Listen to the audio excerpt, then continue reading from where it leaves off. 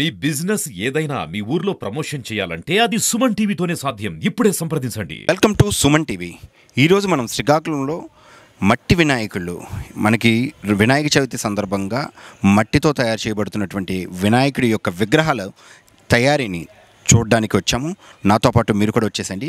వినాయకుడి విగ్రహాలు ఏ విధంగా తయారు చేస్తున్నారు, మనం పూజించే ఈ 9 రోజులు నవరాత్రులు పూజ చేసే వినాయకుడి విగ్రహాలు మనకి ఎంత కష్టపడి తయారు చేస్తున్నారు, వాళ్ళు మట్టితో తయారు చేయడానికి ఎన్ని రోజులు పడుతుంది, అసలు తయారీ విధానం ఏంటి, అన్నీ వాళ్ళ మాటల్లో తెలుసుకునే ప్రయత్నం చేద్దాం. నాతో పాటు మీరు కూడా వచ్చేసండి.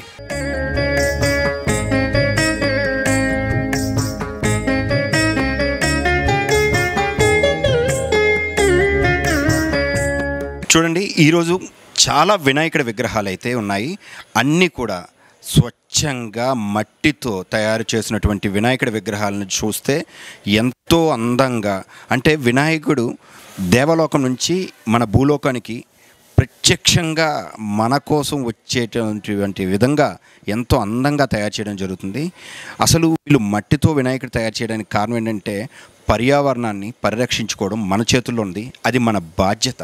కాబట్టి ఈరోజు మట్టి విగ్రహాల కోసము వీళ్ళు తయారు చేస్తూ, ఈవెందో ఈరోజు మన డిప్యూటీ సీఎం అయినటువంటి కొణిదెల పవన్ కళ్యాణ్ గారు కూడాను పిలుపు మేరకు మట్టి విగ్రహాలని మనం పూజిద్దాము, పర్యావరణాన్ని కాపాడుదాం, ఈ నినాదానికి శ్రీకాకుళం వాళ్ళు చాలా ఒక ఫిదా అయ్యి వాళ్ళు మట్టి విగ్రహాలను తయారు చేస్తున్నారు. అంతేకాదండి, ఈ మట్టి విగ్రహాలు గత 20 సంవత్సరాల నుంచి కూడా వీళ్ళు తయారు చేస్తున్నారంట. ఒక్కసారి ఆ తయారీ విధాన్ని చూద్దాం రండి.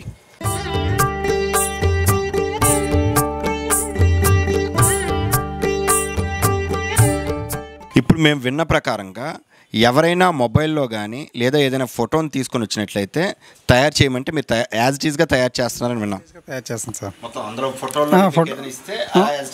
ఫోటోలో ఎలాగుందో మేము అలా తయారు చేస్తాం. ఓకే, ఇలా తయారు చేయడానికి మీకు ఎన్ని రోజులు కావాలి?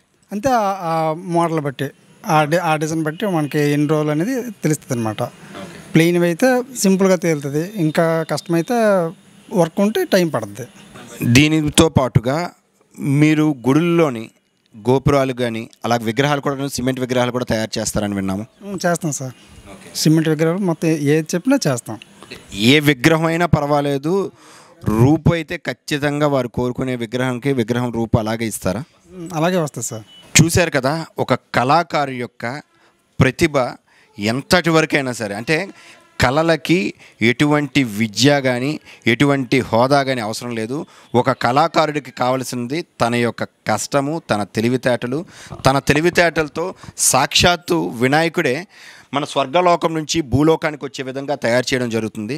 చూడండి, అంటే మనకి ఈ నవరాత్రులు మనం ఏదైతే వినాయకుడి తాలూకా 5 రోజులు కానివ్వండి, 3 రోజులు కానివ్వండి, లేదా 9 రోజులు 11 రోజులు మండపంలో మనం పెడితే సాక్షాత్తు వినాయకుడు కొలువై ఉన్నాడు అనే విధంగా తయారు చేసినటువంటి ఈ కళాకారుల యొక్క ప్రతిభకి ఖచ్చితంగా హ్యాట్స్ ఆఫ్ చెప్పాల్సిందే. చూడండి, ఈ విగ్రహం ఆ ఫ్లెక్సీ రూపంలో వాళ్ళు ప్రింట్ తీసి ఇచ్చారు, యాజ్ ఇట్ ఈజ్గా తయారు చేశారు. చూడండి, దగ్గర 8 అడుగుల వరకు కూడాను ఉన్నటువంటి విగ్రహాన్ని కూడా మట్టితోనే చాలా కష్టపడుతూ గత 3 నెలల నుంచి కుటుంబం మొత్తం, అదేవిధంగా వారితో పాటు చాలామంది శ్రామికులు కష్టపడి ఈ విగ్రహాలను అయితే చాలా అందంగా రూపుదిద్దడం జరుగుతుంది. ఒక్కసారి వారి మాటల్లో మనం తెలుసుకుందాం ఈ వినాయకులు ఎలా చేస్తున్నారు. అమ్మ నమస్తే. నమస్తే సార్. ఈ విగ్రహాలు మట్టితో తయారు చేస్తున్నారు కదా, మీరు ఎన్ని సంవత్సరాల నుంచి విగ్రహాలు తయారు చేస్తున్నారు? నా పేరు పద్మావతి అండి, మాది బలగా. మేము నేర్చుకుని 20 సంవత్సరాల నుంచి నేర్చుకున్నాం.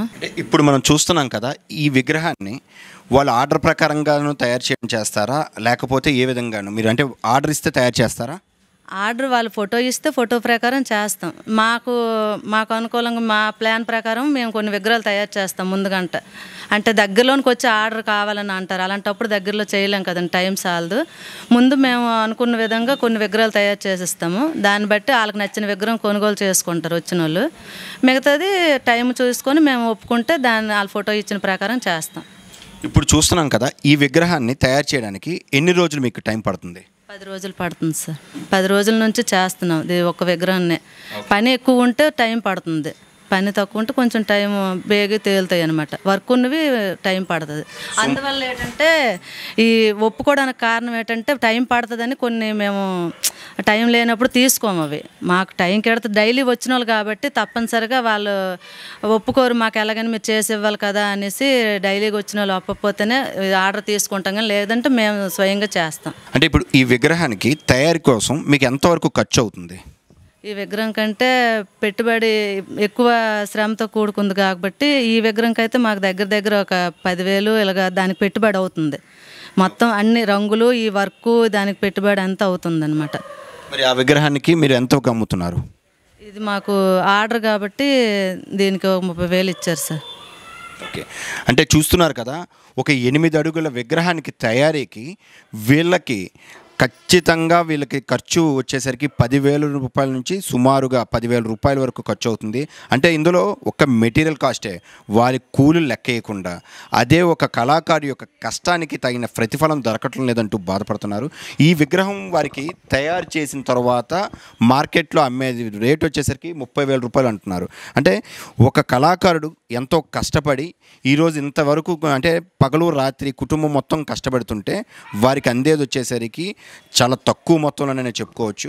కాకపోతే ఏంటంటే వీరు కూడా వారి వంతు సమాజంలో ఏదో చెయ్యాలని చెప్పి మట్టి విగ్రహాలను తయారు చేస్తున్నారు. అమ్మ, ఇప్పుడు ఈ మట్టి విగ్రహాన్ని మనం నిమజ్జనం చేస్తే ఎన్ని రోజుల్లో కరిగిపోతుంది?